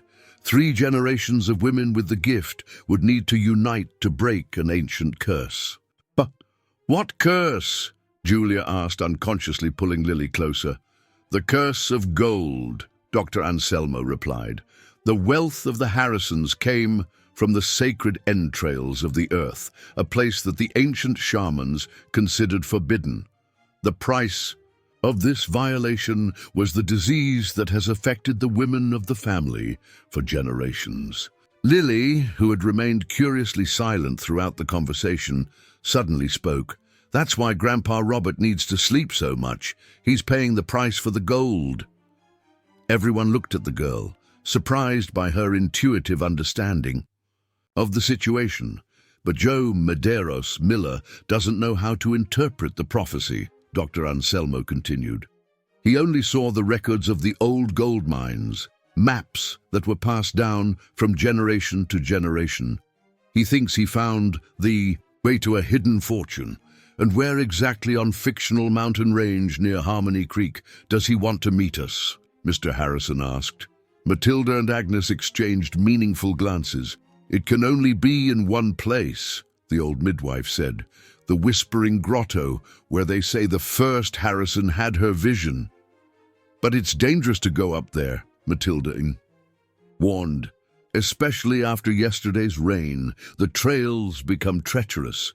At that moment, a sound coming from Robert's room caught everyone's attention. Dr. Maurice came out hurriedly, announcing that the patriarch had awakened briefly and murmured something about the sacred place before falling back to sleep. "We have no choice," Mr. Harrison decided. "We need to go there. We can't let Joe Medeiros Miller expose the family's history in this way." "It's not just about the exposure," Dr. Anselmo corrected. "If he really finds the sacred grotto and violates its space, the prophecy says that terrible consequences can happen." As the group prepared for the journey to fictional mountain range near Harmony Creek, Lily played quietly with Clara in the garden. The doll, which seemed to have its own glow under the morning sunlight, suddenly spoke through the girl's voice. "The circle needs to close where it began. The 3 pretty ladies will show the way once again." The sun was already beginning its descent on the horizon when the convoy left the farm. In the main room, Robert continued in his deep sleep. But a slight smile had formed on his lips, as if even in his unconscious state, he knew that the cycle was about to be completed. What no one noticed was the small hummingbird that followed the group, its erratic flight drawing patterns in the air that resembled ancient indigenous inscriptions. On fictional mountain range near Harmony Creek, the clouds began to gather. Again, as if nature were preparing to witness the closing of a cycle that had begun more than 2 centuries ago. The climb to the Whispering Grotto was steep and treacherous. The group advanced slowly along the muddy trail, with Mr. Harrison carrying Lily in his arms, while Julia held tight the doll, Clara. Dr. Anselmo, despite his advanced age, guided the way with surprising agility, using a carved wooden staff that, according to him, had belonged to the last shaman in the region. "We need to arrive before sunset," Agnes warned, her experienced eyes assessing the sky that darkened quickly. Matilda, who constantly consulted the ancient parchment, stopped suddenly. "Look!" she exclaimed, pointing to a rock formation ahead. "The symbols that the prophecy mentions."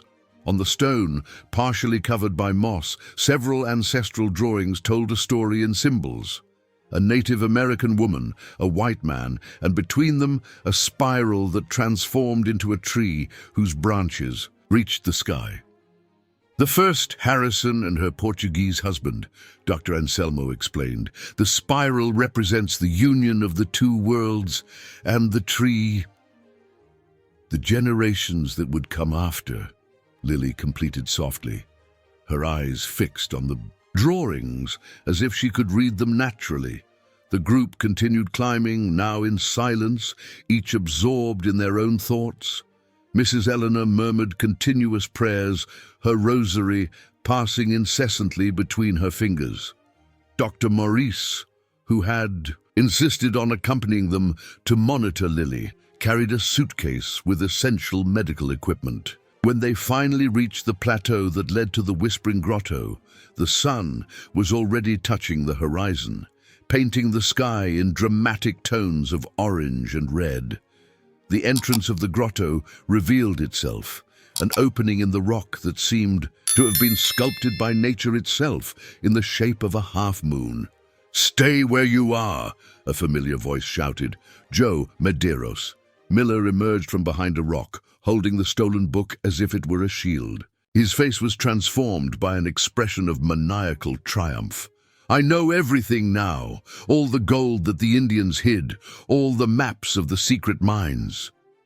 "You don't understand anything," Dr. Anselmo replied, his voice filled with authority. "What you stole are not maps to physical gold. They are spiritual maps, records of the sacred paths that the ancient healers used." But Joe Medeiros Miller wasn't listening. His eyes gleamed with a feverish greed as he frantically flipped through the book.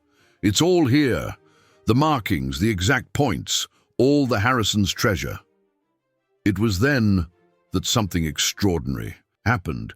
The hummingbird that had followed the group from the farm suddenly appeared, flying in circles, increasingly close to Joe Medeiros Miller.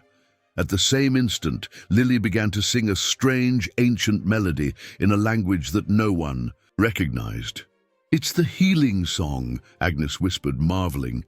"The same one that the first Harrison sang." The wind began to increase, bringing with it a sweet aroma of wildflowers that shouldn't be blooming at that time of year.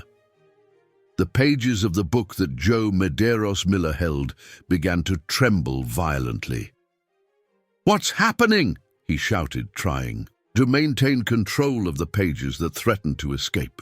"The prophecy is being fulfilled," Dr. Anselmo replied. "The circle is closing where it began." Suddenly, 3 luminous figures began to materialize around the entrance of the grotto. A Native American woman wearing headdresses of colorful feathers, a young woman in 19th century clothes, and a figure that everyone immediately recognized, the first Josephine. "The 3 guardians," Matilda murmured, quickly consulting her notes. The prophecy spoke of them, the first to have the gift, the first to understand its purpose, and the first to sacrifice herself for it. Joe Medeiros. Miller, in panic, began to back away, but his legs seemed not to respond. The book in his hands began to shine with a light of its own, and its pages transformed before everyone's eyes. The supposed maps of gold mines revealed their true nature: detailed instructions for healing rituals, recipes of natural medicines, and records of ancient wisdom. The true treasure of the Harrisons, Dr. Anselmo explained, was never the gold from the mines. It was the gift of healing, passed through the generations, preserved in the dreams and visions of the women of the family. Lily stepped down from Mr. Harrison's arms and walked to Joe Medeiros Miller, who was now paralyzed with fear. The girl extended her hand, and the book flew from his hands directly into hers. "The three pretty ladies say that you need to leave now," she said simply. "This place is not for people with a heart full of greed." As if responding to the girl's words, the wind increased even more, creating a whirlwind of leaves and flowers around Joe Medeiros Miller. When the dust settled, he had disappeared, not supernaturally, but running desperately down the trail, his screams of terror echoing between the stones. The three luminous figures smiled and began to approach the group. The Native American woman, the first Harrison, raised her hands to the sky, and clouds began to form quickly. The young woman of the 19th century touched the ground with her bare feet, and flowers sprouted instantly where she stepped. Josephine finally opened her arms as if she wanted to embrace everyone. "The cycle is almost complete," she said, her voice sounding like music in the wind. "But there is still one last thing to be done." At that moment, a thunder shook the mountain, and an intense light shone from the entrance of the grotto. Inside it, something waited to be discovered, something that would forever change everyone's understanding of the true meaning of treasure and inheritance. Dr. Anselmo held his staff more tightly, his eyes shining with an ancient wisdom. "Now," he said, "you need to make a choice. Entering the grotto means fully accepting the gift and the responsibility that comes with it. There's no turning back after this." Julia looked at Lily, who smiled serenely, still holding the book and the doll Clara. Mr. Harrison thought of his father, sleeping his healing sleep on the farm. Mrs. Eleanor squeezed her rosary, while Agnes and Matilda exchanged glances of understanding. The choice they would make in the next few moments would affect not only their lives, but those of all future generations of the Harrisons. The sun cast its last rays on fictional mountain range near Harmony Creek, and in the Whispering Grotto, the past, the present, and the future were about to meet in a moment of profound and definitive transformation. The entrance to the Whispering Grotto seemed to pulse with its own light, as if it breathed in sync with the twilight that quickly covered fictional mountain range near Harmony Creek. Lily was the first to take a step forward, her small hand holding firmly that of Julia. "Don't be afraid, Mom," said the girl with that ancient wisdom that now seemed so natural in her.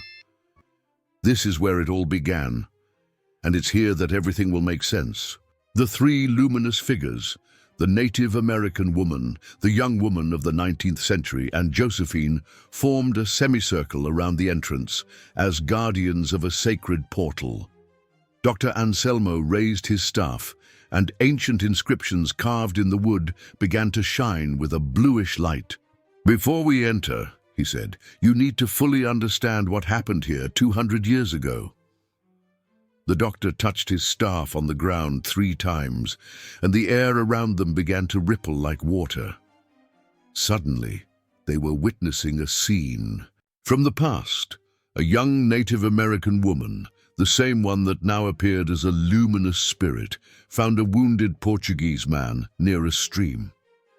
Yara, Dr. Anselmo narrated, was the daughter of the last great shaman in the region. She found Antonio Harrison almost lifeless, victim of a tropical fever. Instead of letting him die, as many of her tribe suggested, she decided to save him. The scene changed, showing Yara collecting herbs, preparing medicines, caring devotedly for the Portuguese man. She used ancestral knowledge of healing, passed through generations of her family, the doctor continued. And during the healing process, the two fell in love.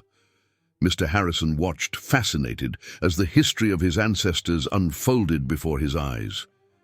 "But what is the connection with the disease that has affected our family?" he asked.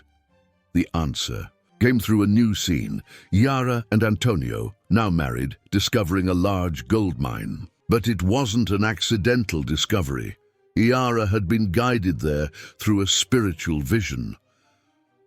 "The gold was on sacred lands," explained Agnes, who seemed able to read the ancient memories as clearly as Dr. Anselmo. "Places that, according to indigenous traditions, should never be touched by men." Antonio promised to use the wealth for good, Dr. Anselmo continued, to build hospitals, help the needy. But his partners had other plans. The mine was exploited greedily, without respect for the sacred rituals or for the land. The next scene showed Yara, pregnant, crying before an altar improvised with herbs and crystals. "That's when the curse began," said Matilda, consulting the ancient parchment. "Not a curse of revenge, but a spiritual imbalance that would affect the women of the family who carried the gift of healing." Each generation of Harrison women was born with the power to heal, explained Josephine, her spectral form approaching the group, but also with the weight of the imbalance caused by the exploitation of the sacred lands. "And now?" Julia asked, squeezing Lily's hand. "How can we correct something that happened so long ago?" It was then that the hummingbird, which had remained, silently observing everything, flew into the grotto. Its flight left a trail of light that formed symbols in the air, the same symbols that were engraved on the stones and on Dr. Anselmo's staff. "The balance can be restored," said the Native American woman Yara, her voice sounding like ancient music. "But it requires a sacrifice different from the one that Robert made. A sacrifice of renunciation, not of life." The Harrison fortune, Mr. Harrison understood suddenly. All the gold that was taken from the sacred lands must be returned in another way, Dr. Anselmo completed.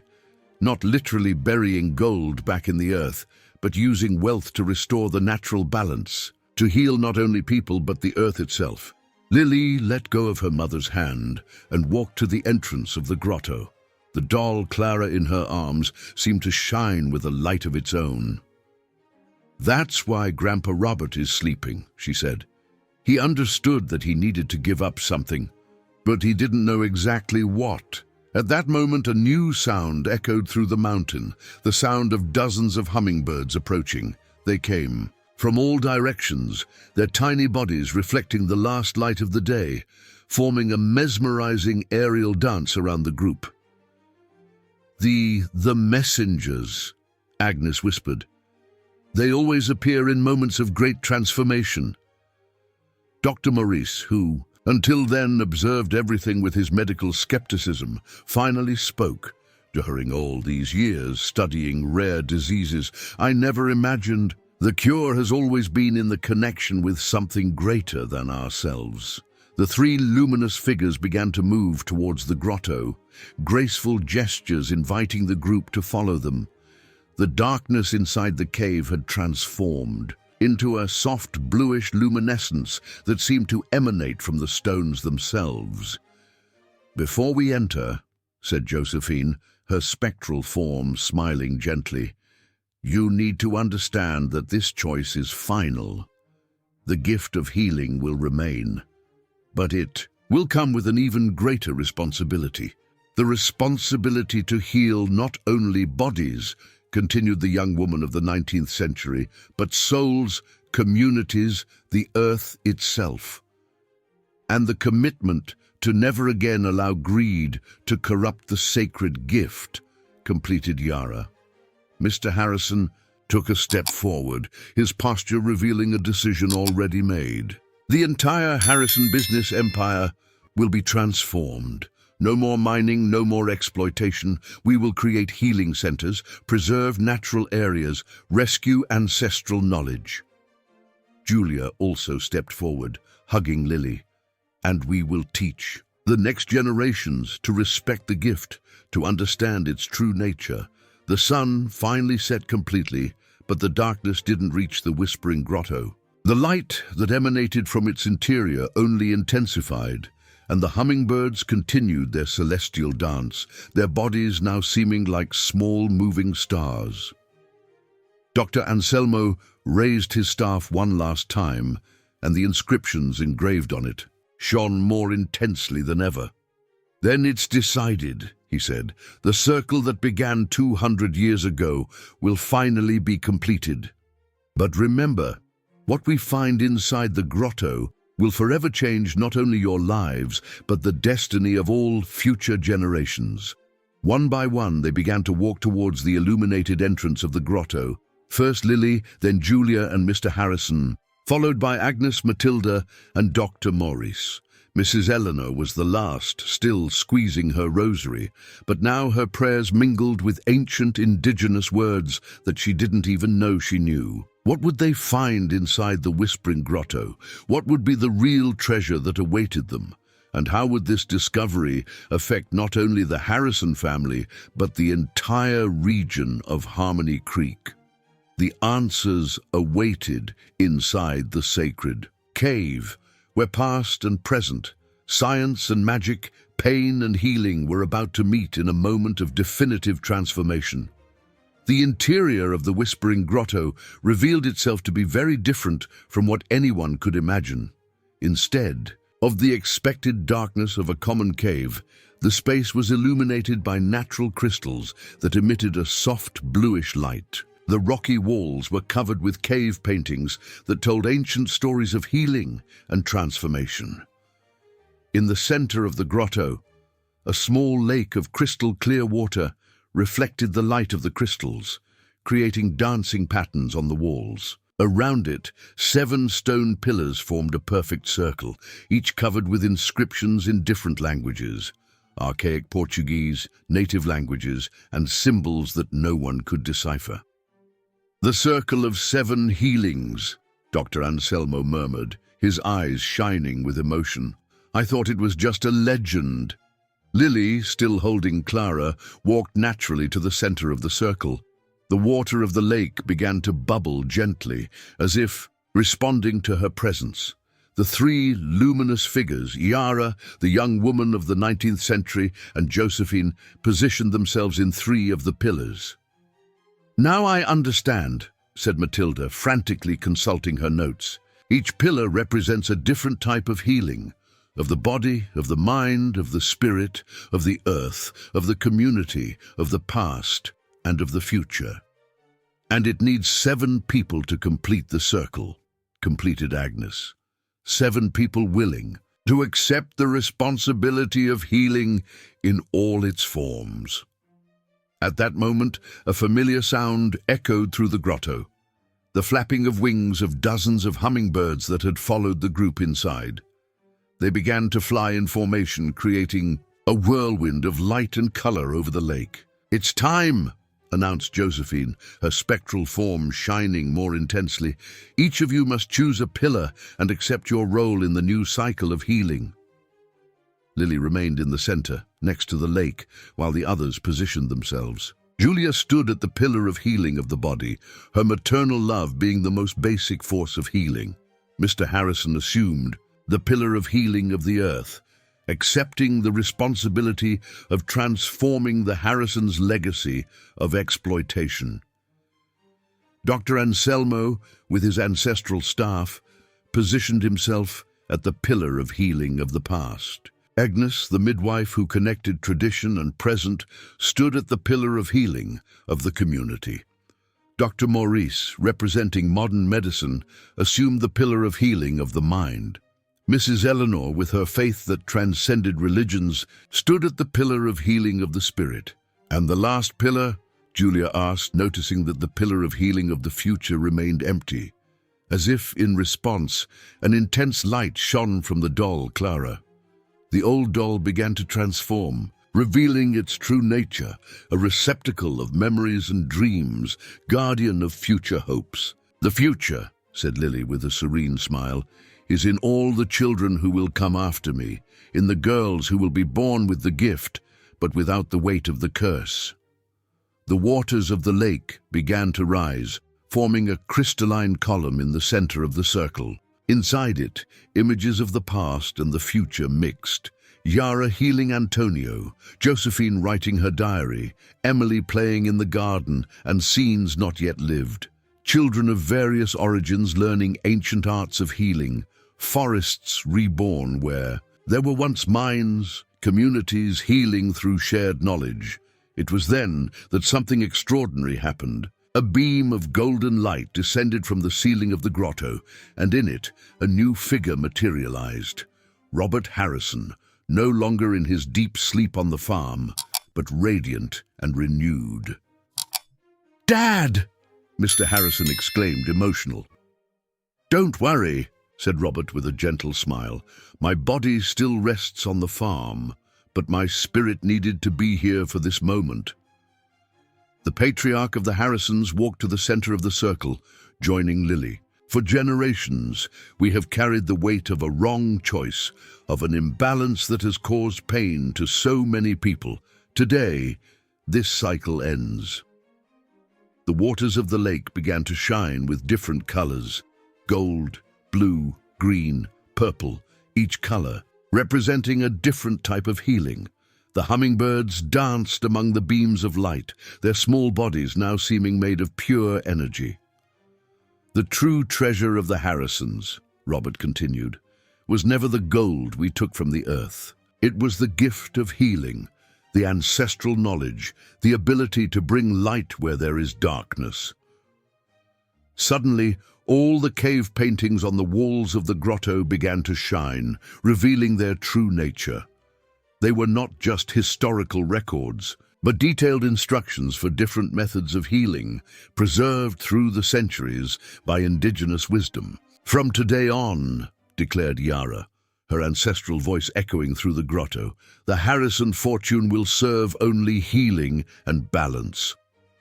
The sacred lands will be returned to their original guardians," completed the young woman of the 19th century. "And the gift of healing will flourish freely without the weight of the curse," finalized Josephine.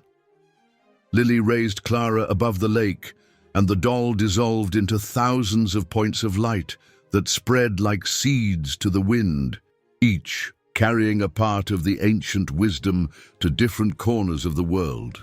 1 year later, the old name of the farm had been transformed into the Yara Josephine Center for Ancestral Healing.